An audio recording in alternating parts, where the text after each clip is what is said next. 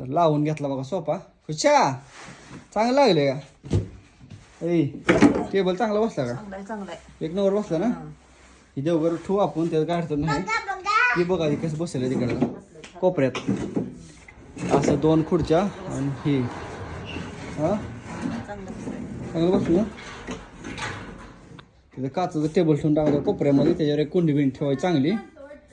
आणि इथं चहाचा टेबल ठेवून टाकू. होय आता व्यवस्थित मांडलं बघ योगिता.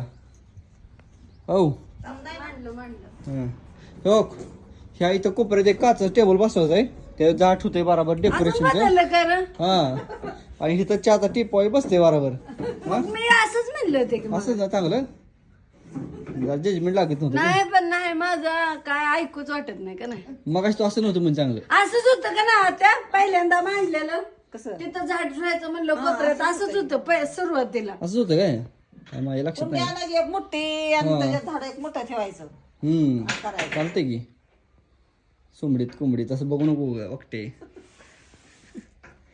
आता छान दिसतंय बघा. चांगलं दिसतंय आता.